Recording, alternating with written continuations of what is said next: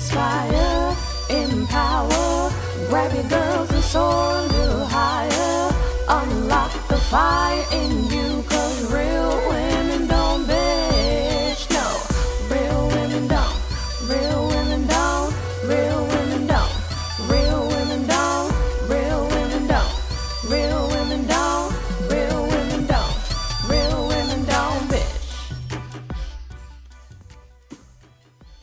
Hey, thank you for joining me on the Real Women Don't Bitch podcast. This is your proud host, August Crenshaw, aka Mrs. Raw, Real, and Relentless. I am the #1 advanced mental conditioning specialist for entrepreneurs because building mental muscle is necessary in order to implement successful business strategies. This show has been created for the woman who is not excuse-driven and needs help building a profitable business. I will be interviewing women from various fields who are willing to break the silence on struggles that specifically affect female entrepreneurs. Welcome to a show where I and guest speakers from time to time share our methods that help us beast our business no matter what is going on in our lives. Whether you are an online or brick and mortar business owner, this show is for you. We will hit every angle, personal, professional, and spiritual. Why? Because on any given day, you get hit with shit from a scenario involving one, more, or perhaps all of the above. It all impacts you and your mindset towards your business. I have made it my personal mission to provide a space where we dive deep into the BS we face on a day-to-day basis. Hey, everybody, guess who's back in the studio? And I'm an extra kind of excited. Okay. You guys should be used to me by now. I'm always in rare form, whether that's in goofy rare form or like F-bomb rare form, but nevertheless, I'm always 100% myself. I'm super duper excited because this whole season, which is about elevation, let's just bring that back up again. I've had all of my regular heavy hitters come back and be re-interviewed, but I've had a lot of new, fresh faces. And this next woman that's on the podcast, what she's doing is amazing. I had an opportunity to see her art in action. And I'm like, I need you to be on the podcast because I need you all to see what's possible. And typically what you guys have witnessed is most of the entrepreneurs that are on here, they are just 100% beast in their business. But she has a very, and I say lofty with no disrespect, Mackleen. I'm about to let her introduce herself. But she has a lofty goal. She is a visionary. Her dream is over the fucking top, but her work ethic and what she's doing is also over the top too. And so I'm excited because I'm hoping that not only will she be on the podcast now, she's gonna come back later and be like, I'm not gonna forget the little people. Let me tell you what happened because I've been beasting my dream for this long. And so today we have someone in a completely different industry, you guys. And for that reason, I'm gonna stop. Mackleen, say hello to everybody and let them know who you are, darling. Hello, everyone. I'm Mackleen Desravines, an artist, a filmmaker, a writer, a woman. A woman. I like that. I think it's a woman, a Black woman. we in that era right now where it really needs to be emphasized, okay? We stepping into our power. Everybody sees the shift in the atmosphere. The men may not want to admit it, but it's all good. And we as women, as a race, we are making some major moves too. So you've already kind of just mentioned it really briefly that you write and everything else. But what's your primary thing? Let the people know what you do. I'm a full-time filmmaker, and I also am a college professor. But the filmmaking part of my life is I have a actual full series on YouTube called The Adjuncts, and I'm actually shifting over into movie making. I have a movie coming out in October. I actually just released a short film based off of the web series, and in addition to that too. Okay, and yeah, we're going to come back to it. I definitely want them to know more about what in the world is this series with The Adjuncts in your film.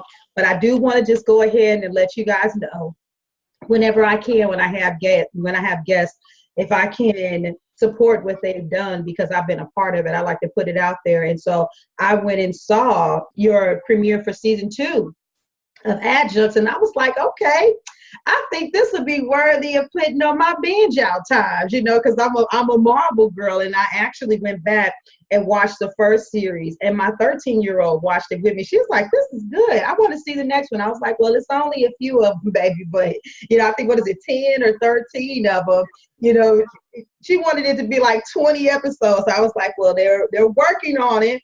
But I love the concept of it, and there's a lot of political and social statements, that are also wound up in what you're doing. But let's kind of rewind back. Let's get to pre-adjuncts. What in the world inspired you to take this path of entrepreneurship? I have always been a writer, okay, that since I was a little girl. And when I went to undergrad, I wanted to be a novelist. And being a novelist can be very kind of isolating, which is fine with me. But as many books as I wrote, I wasn't really getting anywhere. In addition to that, you have to financially support yourself. I never did a great job working for other people. So when I moved to Atlanta, I started like a editing business and writing workshops.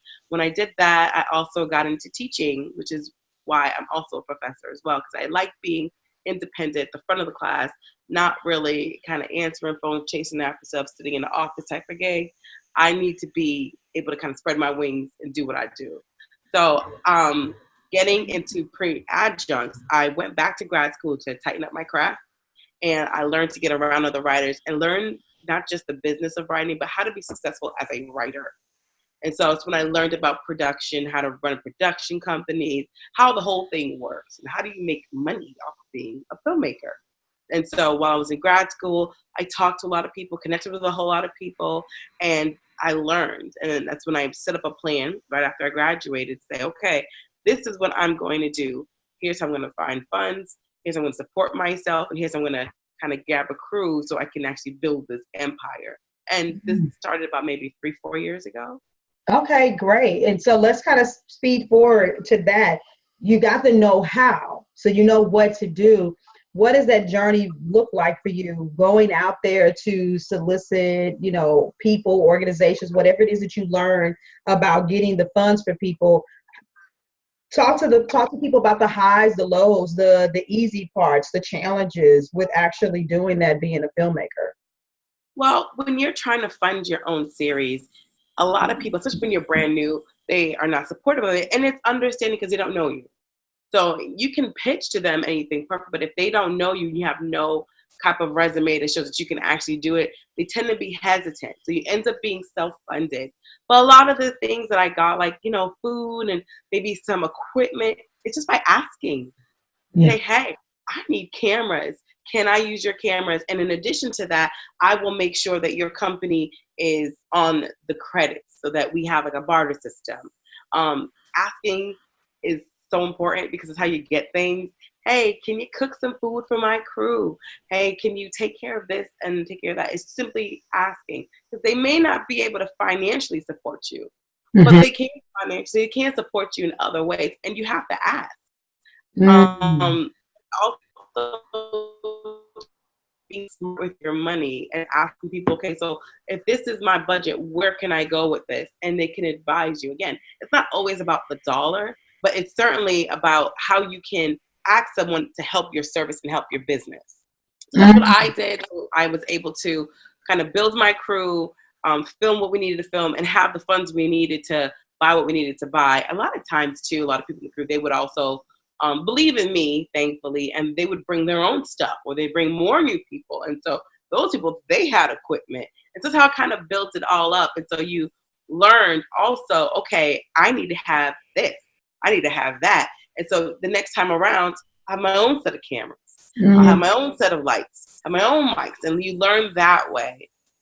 And later on, I've also learned that in filmmaking, it doesn't matter. You must have a business plan.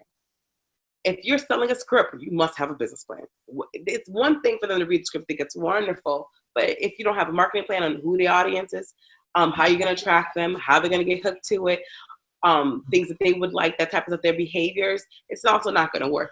Film is a business. It's the creative side, and then there's the business side. They have to go hand in hand.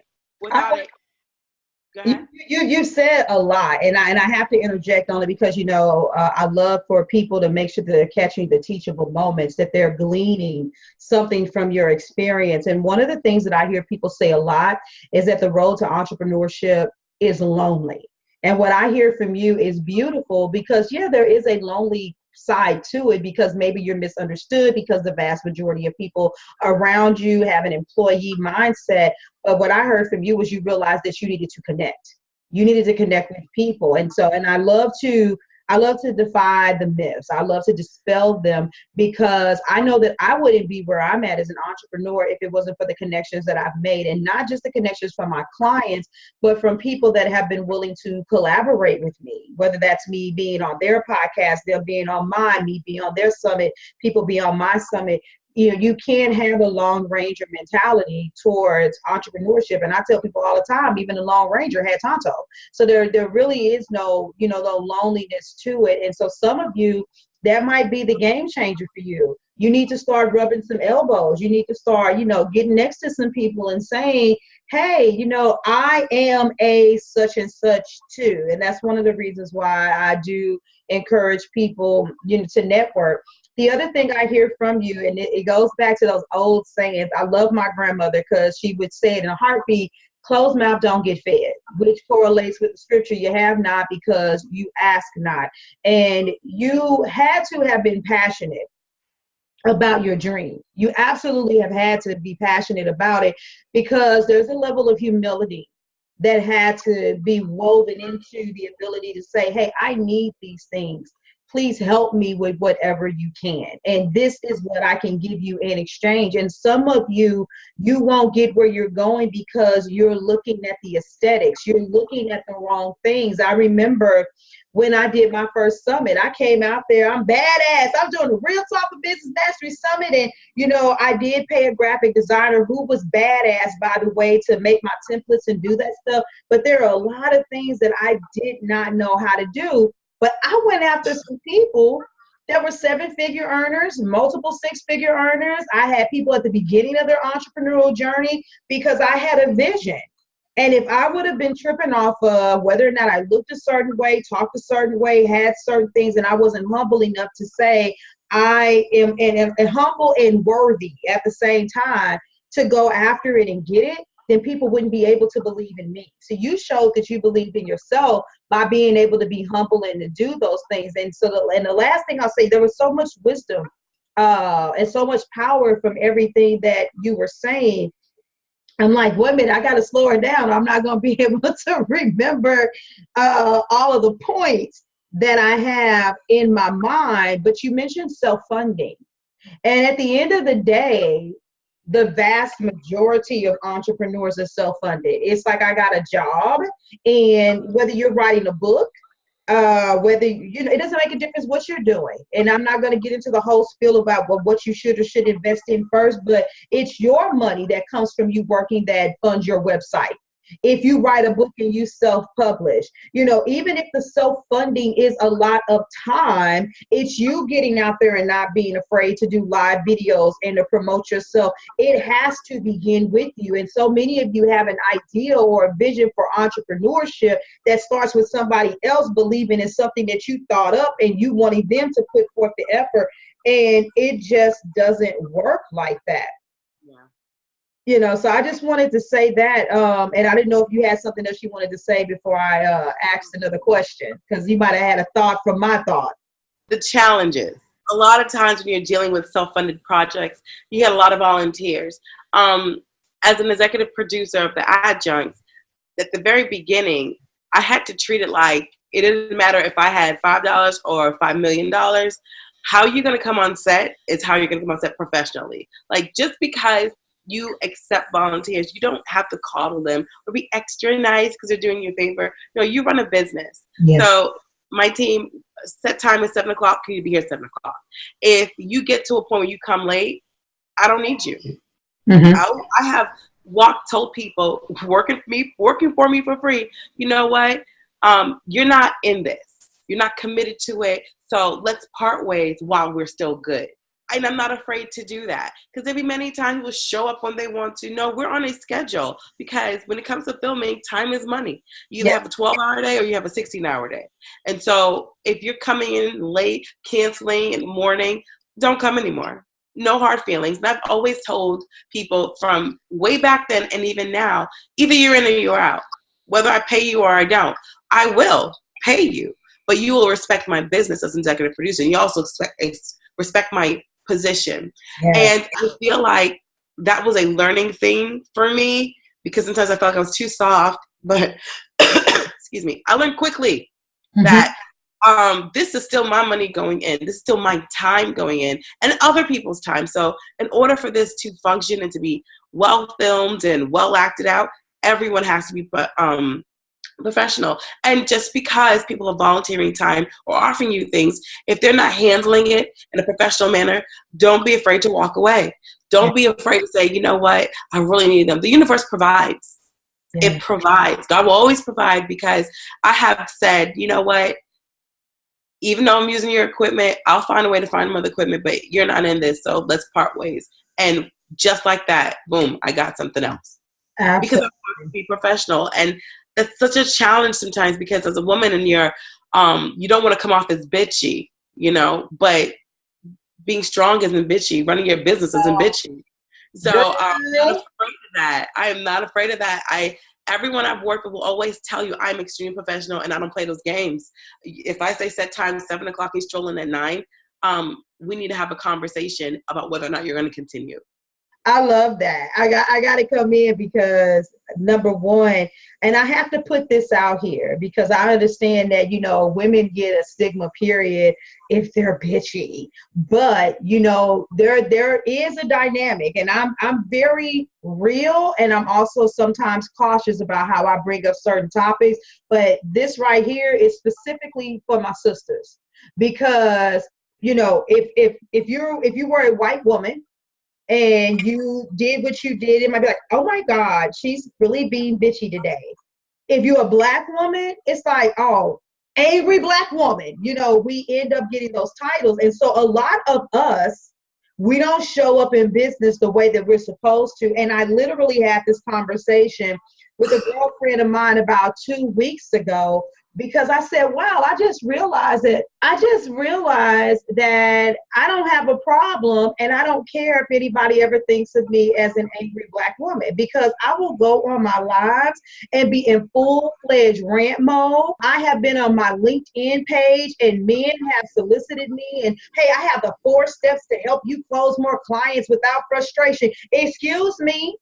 Don't come in my inbox spamming me. If you would have taken 2 seconds to look at my profile, you would see that I teach sales, and your position was really tacky. So how about you buy my sales process, and the next time take 2 seconds to look at me before you send me anything.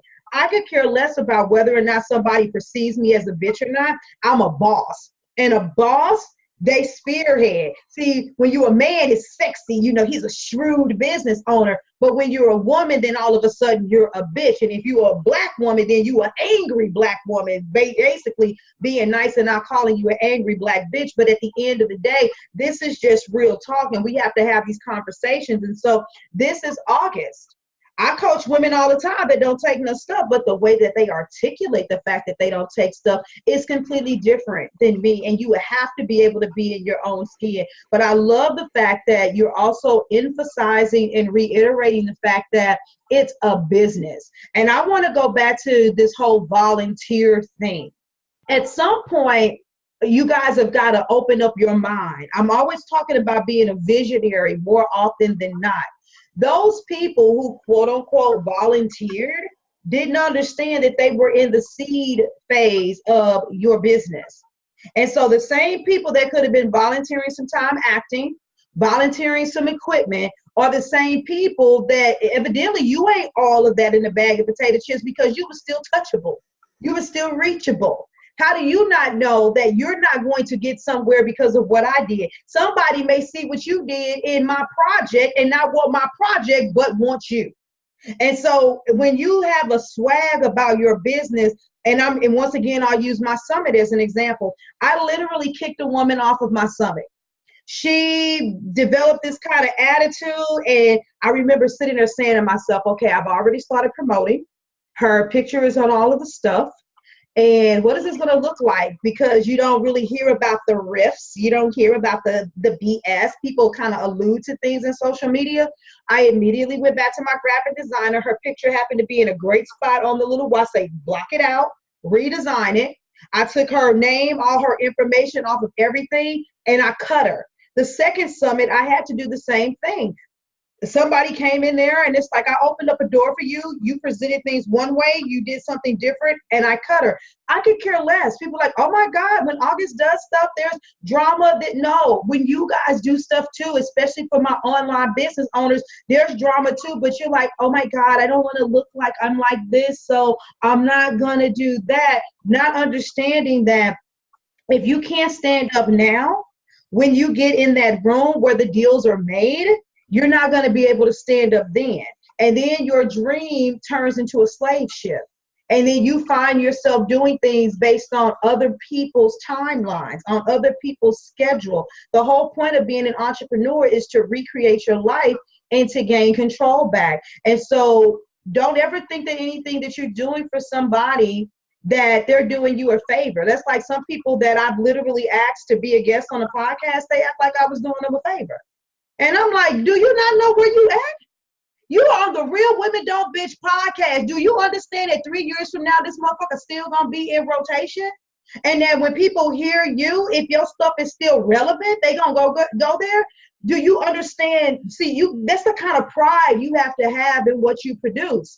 So yeah, I get some of your audience because they're listening in because they want to hear your interview, but do you understand that you're capturing my audience that was here before you and they get you too? And what if it was just one person? What if it was just one person and you signed a $10,000 contract with them for coaching?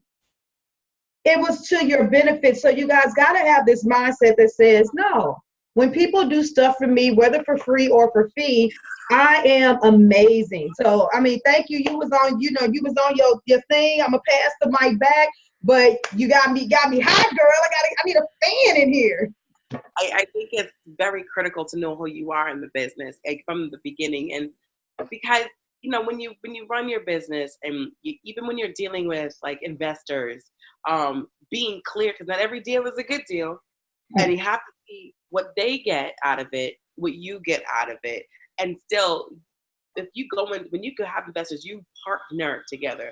You don't work for them. So if they're telling you got to do this, got to do that, and it doesn't work for you, you got to be covered, like strong enough to say, okay, walk away. In addition to that, sometimes people pull out, and that's hurtful. And you can't take it personally. You just got to know what you need to do. I think the biggest blow I had was last summer before I shot my film Smoke. We had an investor. Oh, I knew, just in case, I needed to cover my ends. So I said, I'm going to shoot this movie no matter what. I had an investor say, okay, we're going to put up X amount of dollars. We're going to do this. We're going to take it. We're going to do this. I said, okay, cool. I said, all right. I noticed a couple things were a little shifty. And I said, just in case, I'm going to take out a loan. And before I made sure I got approved and everything, I said, but before I even touch that, that has to be my backup, because there was something that I knew could possibly go wrong. And I said, I have to be prepared. Lo and behold, the day of the table read, I get a phone call at 7 o'clock in the morning. Sorry, I got to pull out. Damn. And it's like, it was so discouraging. I called my other producer and I was like, what are we going to do? She said, we're going to go to this table read. We're going to figure this out. And you have to have good people around you. Yes. If it was just me, I may have thrown in the towel or stressed out or said, let's hold off on the table read till we figured out this financial part. But she said, absolutely not. You're going to come in here. We got it's 7 o'clock. It's 7:30 now. We got to meet everybody at 10 o'clock. I'll see you at 10 o'clock. I'll see you at 9:30. And I'm like, but we ain't got no end call. And then, and so it goes into grind mode. And I said, all right, I have half the money we need. I get there. I talk to my team. They're like, all right, where can we get equipment? Where can we get this? And we just pulled it together. Yeah. We needed, but I told myself, thank goodness you looked at other avenues prior to even signing this deal. Now, I'm not saying that when someone says, oh, I'm going to invest in you, make sure you have a back plan all the time, but you have to cover yourself. Yeah. You have to cover yourself because things are expensive. We're talking about film here. And again, it's that self-funding, and then you're working with investors.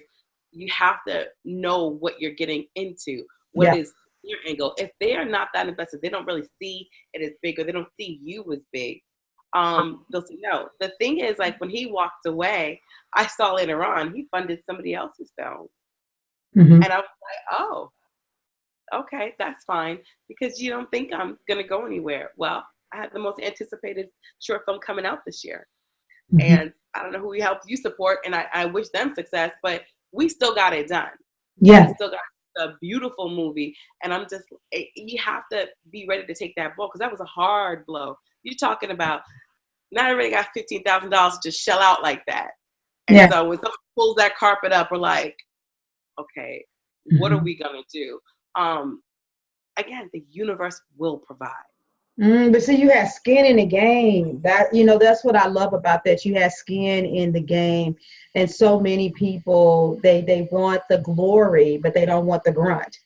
And, you know, it's not about teaching people that everything is going to be difficult, because I know my woo-woo folks out there, they probably going to get tired of me calling them woo-woo folks, love to talk about just manifesting and attracting and all of that stuff. But the reality of it is, as you know, and I said I'm gonna do a podcast about this. It's called attraction marketing, not attraction selling. You know, and not attraction work. You know, those things actually require effort. And so, but I just thought while you were talking, you said something else that I believe was really important, because you talked about if you're going to be in film, then you have to have a business plan. And I'm one of those people that I teach people, don't ever swing the pendulum too far to the left or too far to the right. And so when people say things on my podcast that may seem like they're contrary to things that I've taught, I know that it's important for me to talk on those things. And I know that a lot of individuals don't know that I've actually coached people with business plans. One of my first clients, she was like, I want to do this. And as an event planner, I had to help her, you know, pull all of that stuff out of her.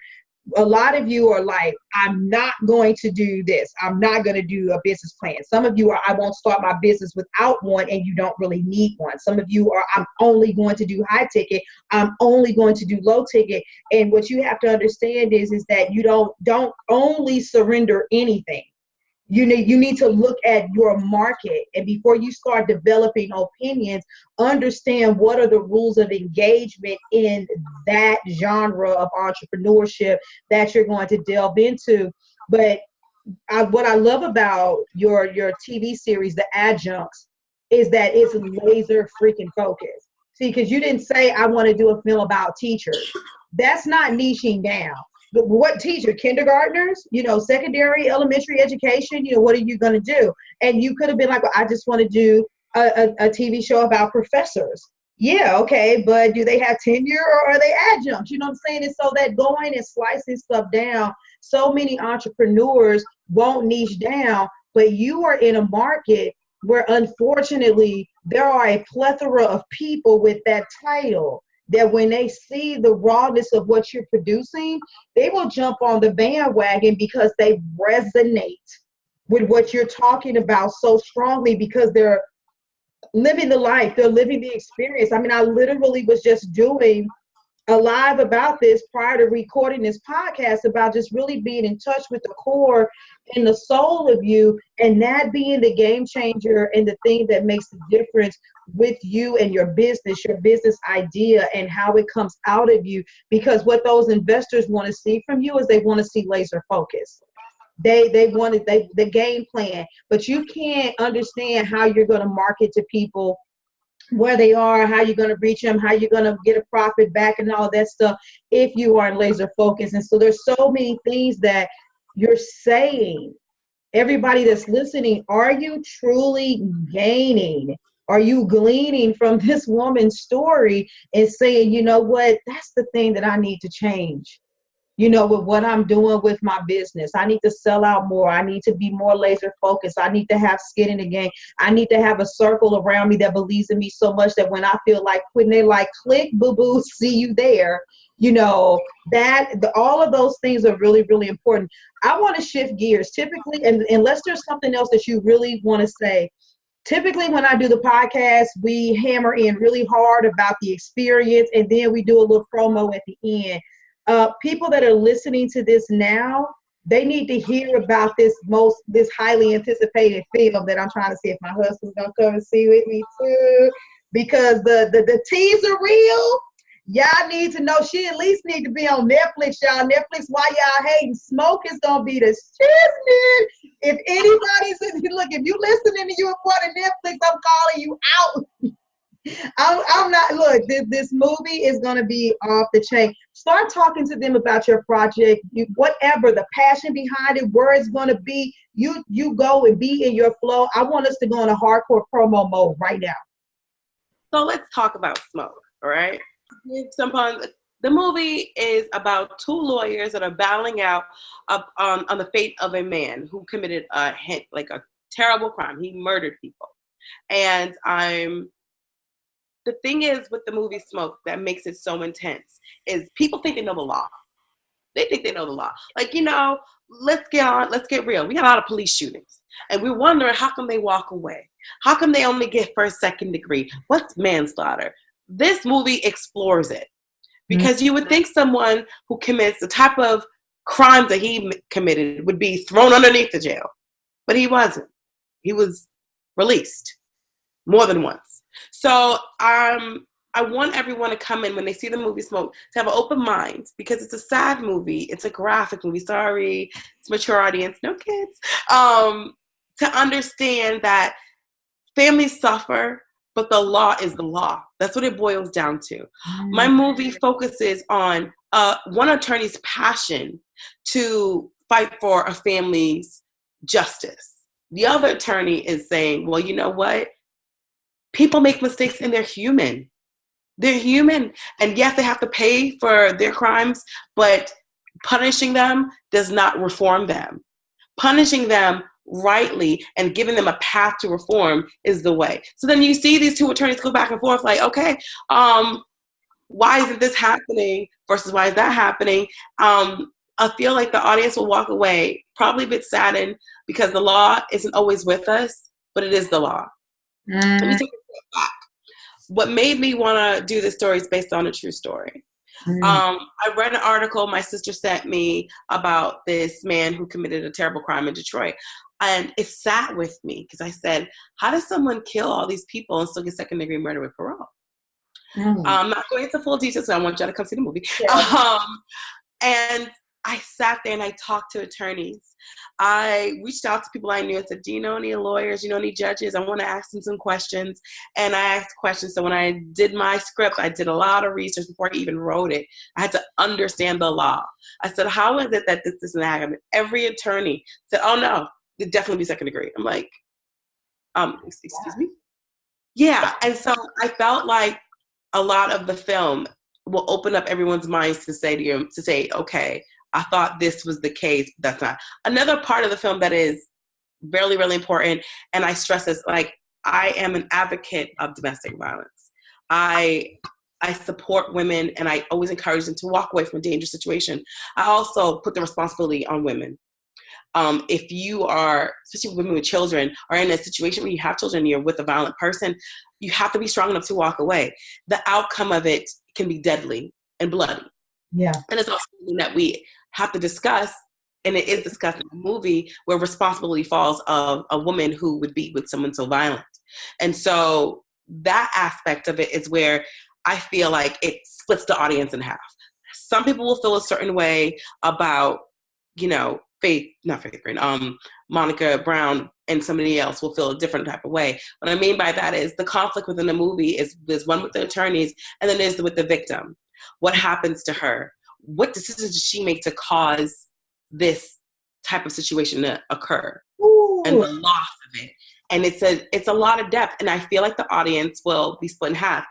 The reason why I don't advocate it as a domestic violence movie, because it's not. Domestic violence happens in the movie, and I feel like I don't want anyone to walk away thinking that I'm victim shaming at all. I think that we need to look at two sides of this argument of how do you punish someone who commits a crime? How right? I'm sorry. I want to interject. Now, did you purposely pick this time, or is this the timing of when everything was able to be finished and this film was able to be launched? Because Well, to answer your question, the crime was committed exactly 2 years ago, a couple weeks ago. So okay. this case is fairly recent. Like, he went to jail last March, not March 2018, March 2017. And so I wrote the film as soon as I found out he went to jail. And so when I finished the script, I went back, and in the time period, it just happened to fall into it. I didn't say to myself, well, you know what? I've got a master plan. I just want people to walk away knowing that I'm a full advocate and a survivor of domestic violence. Mm-hmm. But I also have a responsibility, especially when it comes to children. But it's a conversation that I want people to have with me, because I know when they see the movie, they'll be like, what are you trying to say? There's responsibility on both ends. No, I love the reason why I said that is, and I didn't mean to interrupt you, is because, you know, this whole thing, everything is going on, and the Me Too hashtags are on a rampage, you know, right now. And I want to co-sign something that you said, because my first marriage, unfortunately, I dealt with that. And one of the things that the straws that broke the camel's back was not just me saying, whoa, how did I end up getting here and getting out of it?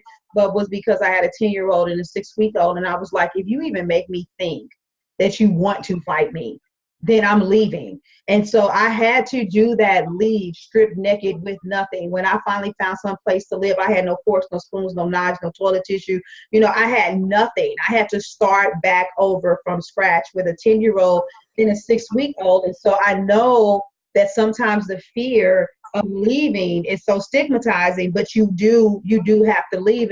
And we're in a world. I know you're much younger than me, but I have no problem flaunting my age. I'll be 43 at the end of the year. I think I'm just so freaking adorable. But thank you. But I come from an era where people used to disagree. You know, when we were kids, it'd be like, that's stupid, that's whack. You know, even when we was in high school, man, what you talking about? And you know, debating was a skill. It was something that you did in high school. Now it's like, if you don't 100% say what I say and agree with what I say, then I'm blocking you. You're no longer my friend on Facebook. If you believe in this, F you. I don't want anything to do with you. And so we have immature, listen to me, this is August saying her part. This is not Mackleen. This is my spin off of what she's saying. August is saying, quit handling life like it's black and white, because there's a lot of gray area. And if a woman were to come out and say, oh my God, I'm switching gears to give an example, I was raped, and I would be like, okay, what happened? If I start asking her questions, that doesn't mean that I have adapted myself to a rape culture.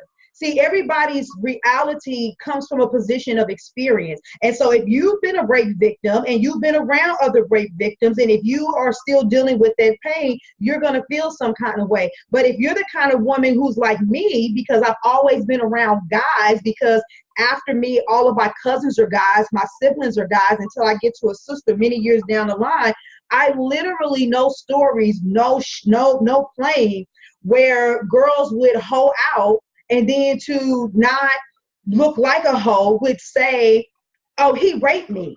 And it would take a best friend to say, girl, don't do that, because you could be getting these young men put in jail. And, you know, we've seen the posts where gentlemen have went to jail, and later on the woman said she lied. Nobody threw her under the jail for lying and calling rape. So there's, you know, you don't know. And maturity says, without blaming anybody, you get all of the facts. And so, but the bottom line is we're all allowed to have a freaking opinion. And so there's going to be some sensitivity. And I don't know, because I haven't seen that part. I do know I seen a portion on that reel where it was like, she took him back.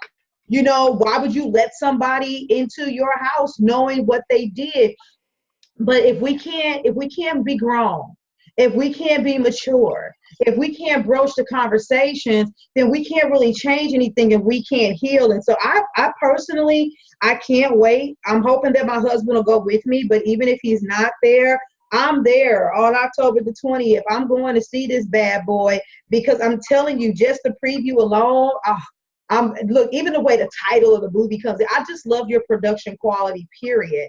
I was like, man, this is gonna be some big shit. And I'm like, I wish I would have known about this. So maybe we could have been, sponsoring, little commercials, throughout up until now. But it's all good because even though y'all may miss this, it's still gonna be available. But I'm passing the mic back. But you hit a chord with me on a personal level. I want to leave your readers with this, your listeners with this. I want you ladies to ask yourself, would you marry a murderer? October 20th, AMC Decatur. Check me out on Instagram at Bougie Mac or Smoke the Film on Instagram. Also, check out the trailers on YouTube, youtube.com/Mac Escape Hatch. Mac Escape Hatch is one word. And check out the trailers. Certainly reach out to me if you have any questions. The tickets are on sale on Eventbrite, or you can just go on my Instagram page at Bougie Mac and hit buy tickets, and you can get your tickets. They're only $10. Tickets are selling fast, so I need everyone to get their tickets because I really want to be able to sell out. And also, I want you to see a great film. I don't want anyone to miss out, and I'm not sure when we're going to have the second showing. So try to get it while it's hot, because then after that, it goes into contests, and it's away for a while till we get it on Amazon. So come out. Yeah. I want y'all to walk away with, would you marry a murderer? Come see Smoke. Ladies, would you marry a murderer? I don't know. But head over to realwomen.bitchpodcast.com so you're not trying to figure out how to spell all of those beautiful links that she gave you. Go click the links. Go look at the trailer reel. Go check it out. This is going to be hot stuff. I saw the previews. I've already seen what her production quality is like. This is an amazing opportunity to be like, I was there. We could be, little people could be like, girl, we was there when you did your first film. Don't forget us. So everybody, thank you for being here. Mackleen, thank you for coming, because in addition to you letting us know about your film, you definitely shed a lot of wisdom out there for the listeners, and I love that, when we give back to people to let them know what's possible. You're an amazing guest. I would love to chime back in the future to see what kind of things are unfolding for you. Absolutely. Thank you so much. You're welcome. So everybody have an awesome day. We outie. Deuces. But they're all willing to do this though. You can't quit.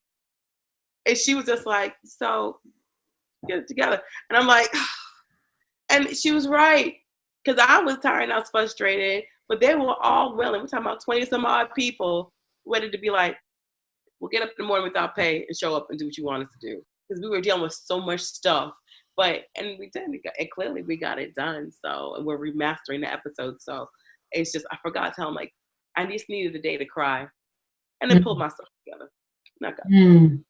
So I did you a favor. I went back and hit record. You wanted them to know, you wanted them to hear it. So instead of the blooper reel, we'll have the bonus reel, and I'll be like, hey, I only got a fraction of it, but Mackleen said it's okay to cry, and I'll add that on the end of there for the audience. So you got me good. I wasn't even paying attention. Thank you for joining me today. Remember to cultivate a mindset that is biased towards taking action. No bitching, whining, or complaining. Here, our mantra is, real women don't bitch, we get shit done.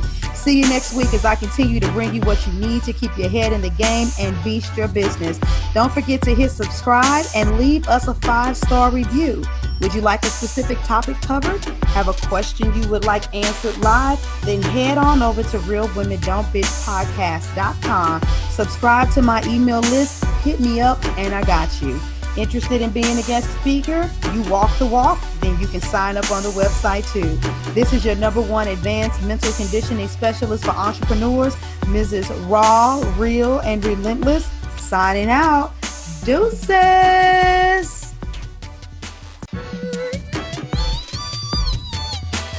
Inspire, empower, grab your girls and soar a little higher. Unlock the fire in you.